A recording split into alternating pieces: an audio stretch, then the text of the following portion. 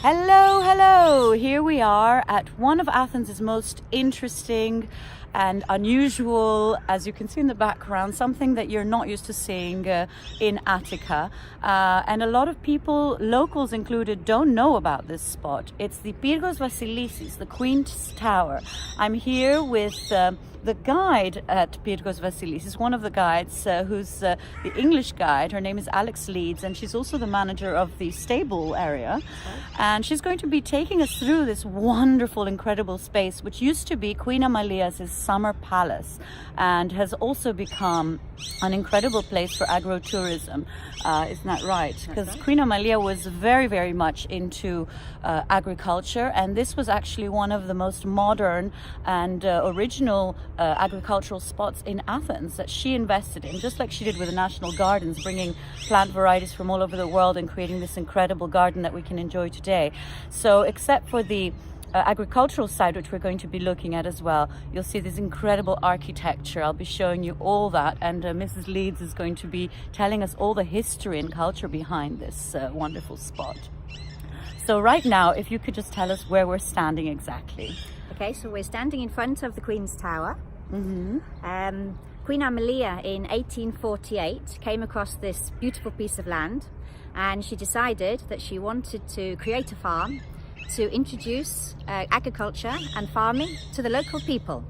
She bought 625 acres of land, and in 1854 the Queen's Tower was built. King Otto, who was the first king of Greece, only visited the tower on the opening day, and this is why it became the name Pyrgos Vasilissis, the Queen's Tower. In 1862, King Otto and Queen Amalia were exiled out of Greece. In 1870, King Otto died, and Queen Amalia sold the estate to Baron Sinar. Baron Sinar was a diplomat who lived outside of Greece but never actually visited the estate. In 1912, the estate was sold to George Pachi. George Pachi had two daughters, Lavria and Eleni. On George Pachi's passing, the estate was handed down to his two daughters. Lavria married Fernando Serpieri. Eleni sold her half share of the estate to her sister Lavria, leaving Lavria and Fernando Serpieri the full owners of the estate. In 1931, the first company was made, and over the years, the company has remained in the Serpieri family, evolving over the generations. Today, the owner is Johnny Serpieri, and he is of the 5th generation. And where's he living now? He lives here on the estate. Oh, he actually lives here on the estate? He lives here on the estate, yes. Can you tell us a little bit about the architecture of this beautiful building and all the buildings we're going to be seeing? So the Queen's Tower was built in 1854 by the French architect Boulanger. It is made in a Gothic style, and it is on a smaller replica of King Otto's family home in Bavaria, Germany. It has 4 floors. It has a cellar, a ground floor, a first floor, and an attic. The cellar and the attic were only used for installation purposes.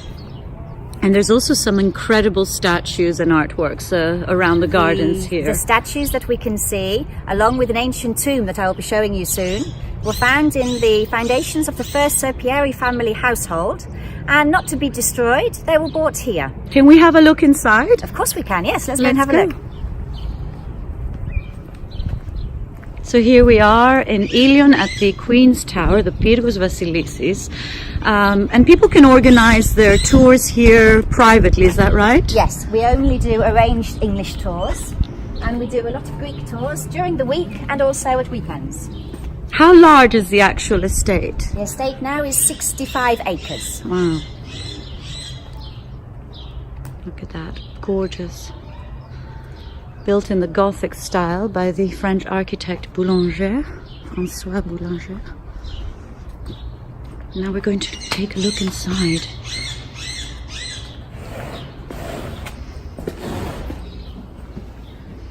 So, straight away, as we can see, there was no electricity used in the days when Amalia was here. Candles were used to light the tower, and wooden stoves were used to heat the tower. We have added electricity to keep the humidity low. Now, because of the wooden stoves, the smoke caused an awful lot of damage, And if you look up here, in the right-hand corner, about 100 years ago, the restorers tried to start to repair and to reconstruct as it was in the days of Amelia. But they made these new sketches and colours, which we can see here, and we can also see in the corner over there by the window. Just over here you can see. After the big earthquake in 1999, some years later, we started to restore the tower again. A lot of damage was done, both inside and out.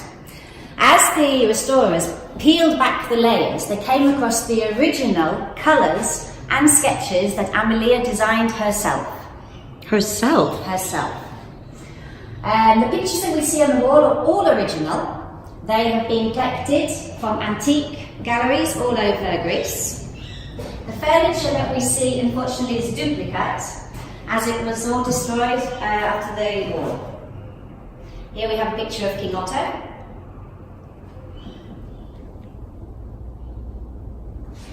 Over here we have a picture of Queen Amelia. Queen Amelia was greatly respected by the Greek women, and she inspired the way they dressed. We can see here, by opening up the V in the neckline much lower and much wider, and also introducing a small hat which she wore on her head, which if you were married was bigger. Beautiful. And she was also a sportswoman, and she rode her horse around Attica. Yes. This is how she discovered this land. That's how she found the land, exactly. Yes, she had a big passion for Arabian horses. Over here we have some paintings. We have here King Otto and Queen Amelia riding on horseback through the Parthenon. And also the picture below is King Otto riding through Nafplio, which was the first city in Greece.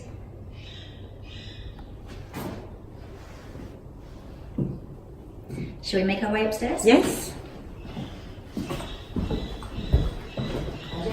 I have to ask you to take off your shoes. Okay. Because you're going to understand why you're going to get up there. Okay.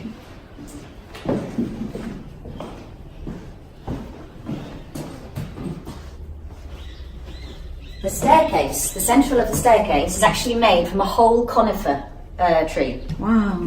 The whole thing. The whole trunk.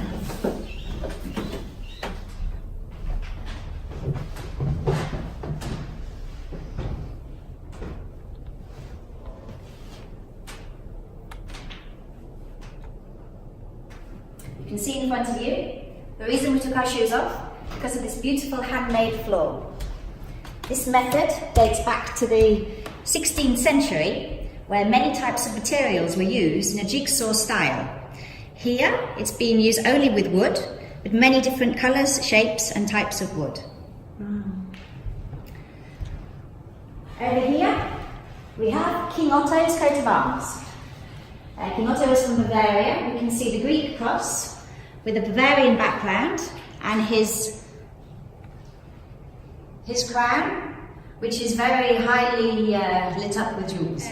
This is Queen Amelia's coat of arms. She was the Princess of Oldenburg, so we can see the red and gold, which were her colours, and also the flag of Oldenburg. The chandelier that you can see hanging here and the candle holders are original.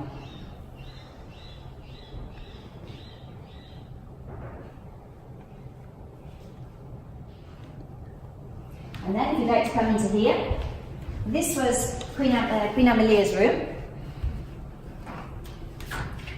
So nobody ever lived here in the tower. That's why we can see that there are no bedrooms, there's no kitchen, and there are no bathrooms. So what was it used for? It was only used for her to come and overlook the daily running of the estate. She would come here, she would meet up with her friends and have a cup of tea. She would ride her horse from the palace here, and it would take about half an hour. Nowadays, it would take probably about 3 hours. So she would rest and she would lay down here and gaze up at her beautiful husband. You can see that in here, the ceiling is much lower, and it's been made to look like wood to make it feel much more warmer and cozier. Over here, we have a hidden door. Oh, hold on. Hidden door. I love Hidden door. You doors. see, there's no frame, and it totally blends in to the wall. From the other side, we have a second hidden door, which is here. This was so that the ladies in waiting could bring Queen Amelia's dresses, put them into her closet, and Queen Amelia could retrieve them from the privacy of her own room. Shall we go downstairs? Yeah. So where are we going to go now? Now we're going to go to the stables, and then we're going to make our way down to the vineyard. Okay. So the vineyard is actually producing wine still. Yes, yes, of course.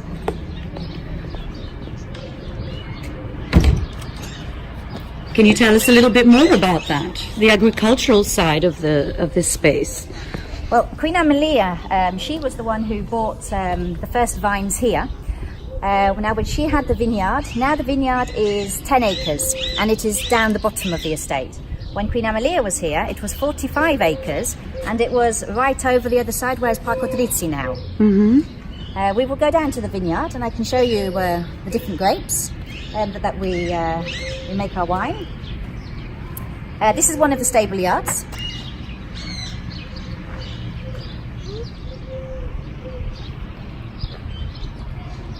How many horses do you have here? We have 20 horses. Wow. We have around 10 that live out and 10 that live inside.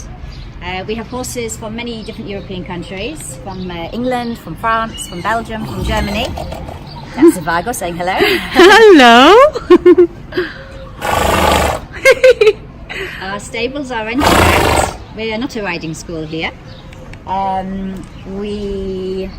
The majority of our horses are competition horses. The horses that live outside are retired competition horses. The horses go to competitions every weekend. They exercise twice a day. We have a treadmill that you're going to see in a minute, and we have an arena where we work them. And plus we put them out into the fields as much as we possibly can to let them have their freeness and to run free and Wonderful. enjoy life. So no one can come and ride the horses here? No, we're not a school, but I do.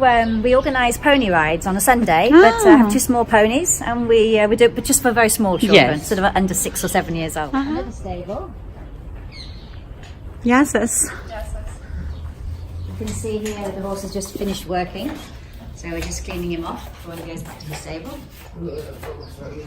Gorgeous. Who's this horse? This is Ken. Ken. Hello, Ken.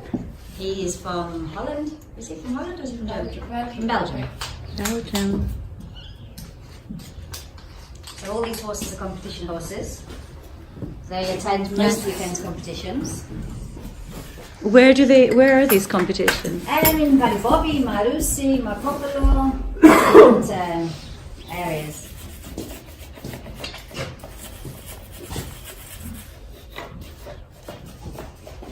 Over there on the right it's Blue, and on the left is Didi. Hello, Blue and Didi. Oh, they're so beautiful. And over here we have Interfix. Who? Interfix. Interfix. Yes, careful with the horse behind. Okay. Hello, Interfix. Beautiful. So we will continue our walk now down to the vineyard. So as we said, Queen Amelia had a great love for nature.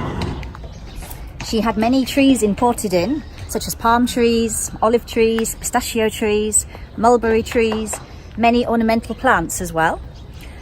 She also had many animals imported in, such as cattle, sheep, Arabian horses, pigs, and she also had silkworms to live on the mulberry trees so that we could produce silk then.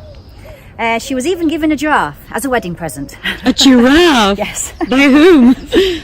I'm not sure, to be honest, but so the story goes.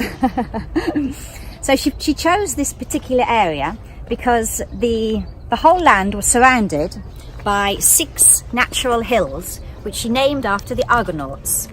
A 7th natural and man-made hill was done, which she named Etdalifos, which means 7 hills. And this is the name of our wine today. She also designed the gardens. The gardens are very similar of the National Gardens in the centre of Athens, near to the Parliament, which was then her palace. She also gave 120 acres of land to a nearby area in Liosa to make an area for the workers to live. Ooh. She also made stables, she made storage houses, and also there was 2 natural wells. We can see here the olive trees in front of us. We harvest the olives every 2 years. They don't need any watering. Nature's way, naturally, if you look at the trunk of the tree, you can see that it slightly turns in a clockwise manner. And this is nature's way of keeping the rainwater and the humidity inside to keeping them watered. Wow. Here we have a couple of ponies that we do the pony rides with. Oh, they're in the distance. And this one on the right, Berta, she's a retired show jumper who's living her life of luxury now. Oh, wow. Lucky Berta to be living here. Okay, we can make our way down. And as I see, there's lots of children here, so you have do. regular school excursions We over have here. excursions nearly every day, every weekday. Oh, for every children. day? Yes, yes. A lot of children come and see the place. And at different times of the year, they learn about different things. For example, October, November, when we harvest the olives, they learn about this. July, August, they will learn about the vineyard. Different areas of education, depending on the time of the year. And until what age groups? All ages. All ages? All ages. We have schools, we have universities, many, many different ages. Over here on the right-hand side, we can see an ancient tomb. Now this was found in Where is it? Inside the tree there. Ah, let's go and look at it. So this was found in the foundations. Yes! Again, of the first Serpieri family. It had no significance, so it was brought here, not to be destroyed. As far as we know, it is empty. Empty? What do you mean as far as you know? As far as we know. No one's ever dared to open it. I think it'd be a bit difficult to open. So over here on the right-hand side, we have almond trees. Unfortunately, we don't get to see any of the nuts because the parrots eat them all. The parrots? The parrots. Now we have thousands and thousands of parrots. They came here about 30 years ago when an African container was held in customs. They were released into the air and they found their way here. That's amazing. Over the years, they have grown very much in both size and in population. And we can distinguish the male parrot because it has a black ring around its neck. And you see them first thing in the morning and later on in the afternoon. The trees are full of them, and especially the palm trees that we have in front of the tower. Unfortunately, many of the palm trees have been destroyed because when we had the Olympics in 2004, many palm trees were brought in from Egypt carrying a diseased black beetle, which spread around to all the palm trees and destroyed so many of them. Yes. We have a few, but we have lost a lot. What a shame. So over here is our vineyard. Our vineyard is 10 acres and it is about 25 years old. We produce both red and white wine. We have 6 different varieties of grapes. We have 2 Greek white grapes called Marousia and Loditis. We have 2 French white grapes called Chardonnay and Sauvignon Blanc. And we have also 2 red French grapes, which is Cabernet Sauvignon and Merlot. And people can organize wine tastings here? We do with our tour. We do a guided tour of the estate, and it's concluding with wine tasting, where we try 4 different wines, and they're accompanied with some very nice homemade cheese pies, a variety of cheeses. So it's a very nice way to finish your tour. So the road that we're walking on now is the road that Queen Amelia would have used when she was coming from her palace to visit the tower. She would have come in this direction. The olive trees which we see lining the road are from the days of Amelia. These are the oldest trees that we have on the estate.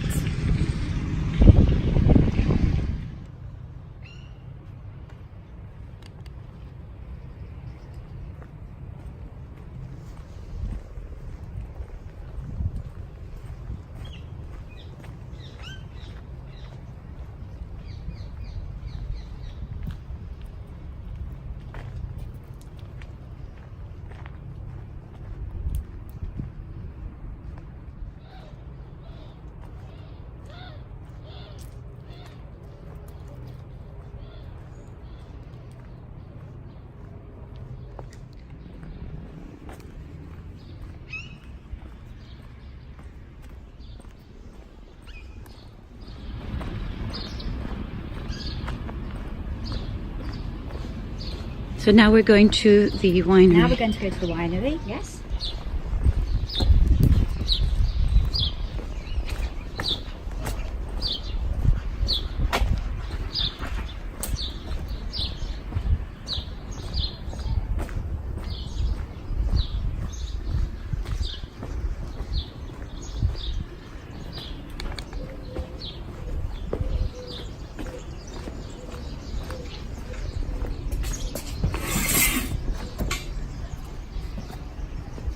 So here we are in our winery. We produce 15,000 litres of wine per year. That's around 17,000 bottles. We produce both red and white wine. So this is our red wine, which is called Eptalafos, which I said was the name of the 7th hill that Queen Amelia made. And can people find this in any good wine cavas? Our wine is only sold here and in one cava in Kolonaki. Right. Because we don't have such a large production. How about online? Online, yes, it can be found online. Okay. This is a red wine. Our red wine is from the year 2014. It's a Cabernet Sauvignon with Merlot. And we also have 3 white wines. Would you like me to show you? Mm-hmm. We have...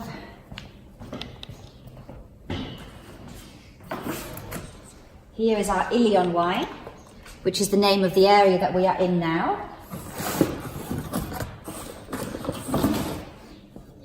Here is Eptalafos, our white wine.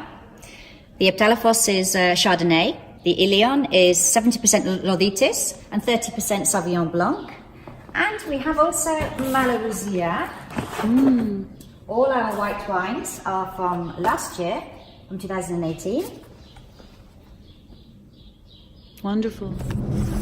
So you've been taken through an incredible tour of the Pyrgos Vasilissis, the Queen's Tower, which was Queen Amalia's summer abode, her base, let's say, not her abode exactly, where she had this incredible land full of all the things you've seen. And thank you very, very much again to Alex Leeds, who's been a wonderful guide, very, very informative and very inspiring as well. And I really recommend that whether you live in Athens or you're just popping by, even for a few days, to come and visit here, arrange a tour. You have to arrange it beforehand. You can find out all the info through the website. I'm going to also be including it in my article. And it's only about half an hour's drive, isn't it, from the centre of town? It's only about half an hour's drive, and also from the Port of Piraeus. It's very accessible, both from the centre and from the port. So a very nice idea for tourists. Thank you very much. You're more than welcome. Bye. Bye.